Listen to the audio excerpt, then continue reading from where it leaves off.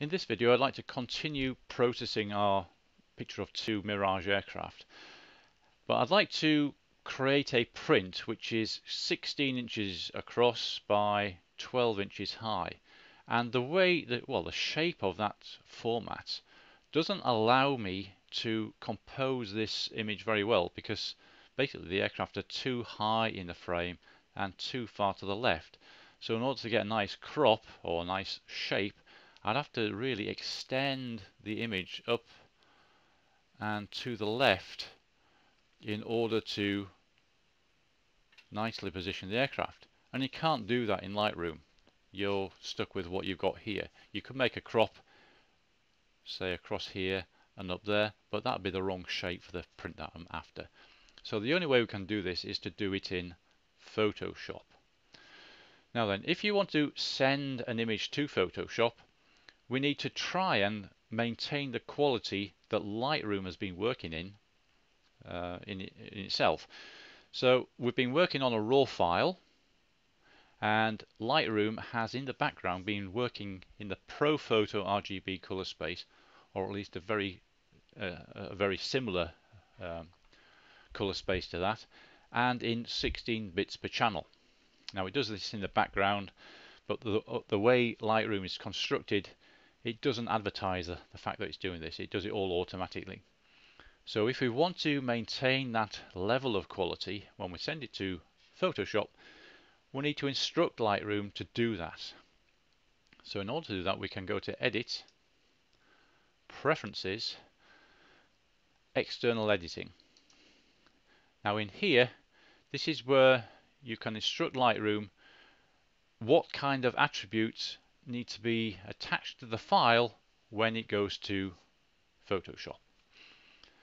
So here you can see we've got Edit in Adobe Photoshop CC 2017. Now Lightroom has detected that I have that installed. Okay.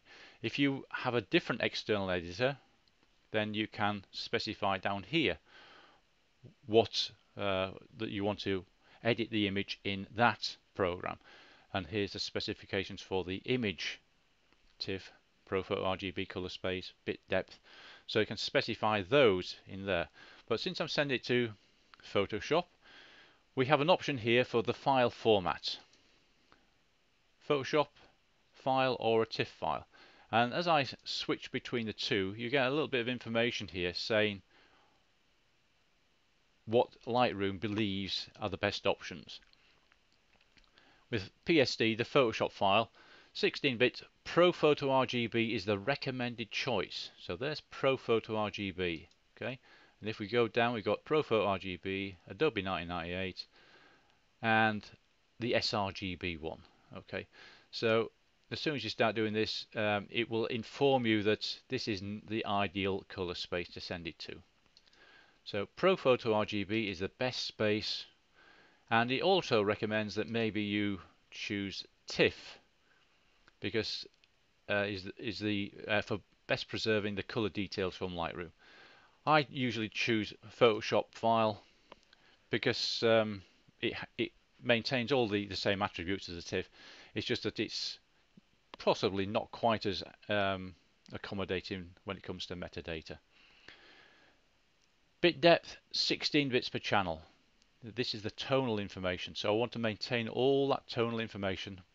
The option is 8 bits. Okay, so only if you're doing an image for the web or a digital projected image would you choose 8 bits per channel, and that is only if you're not going to do much processing in Photoshop.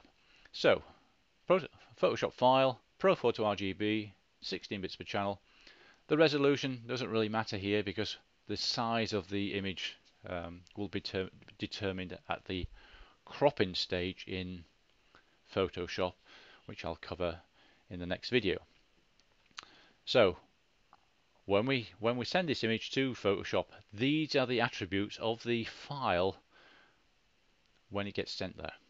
Okay, so how do we get it to Photoshop, this image?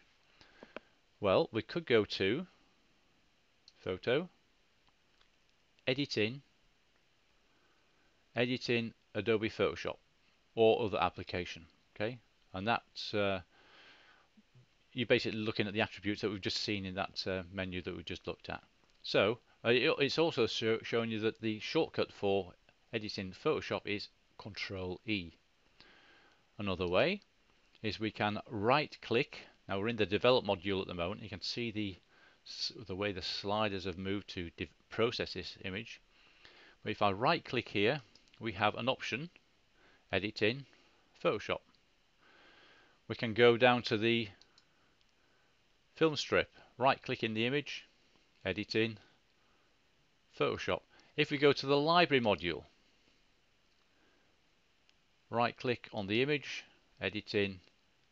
So you can get to Photoshop in numerous ways.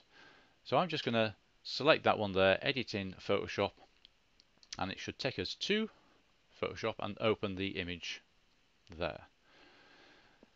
If we look in the info panel here, you can see that we've got Pro Photo RGB, 16 bits per channel. So those are the attributes of the image. It's no longer a raw file. It's been sent to Photoshop as a pixel based image, but it has these attributes. If you don't see these attributes here, all you need to do is go to the info panel, the panel options, and you can specify the information that you see down there and the units that are being used within the ruler. If you can't see the ruler up here, then we can go to View, Control R, Rulers. Okay, and the rulers will be useful for when we want to crop, just to confirm the size of the image. So that is how we export an image to Photoshop.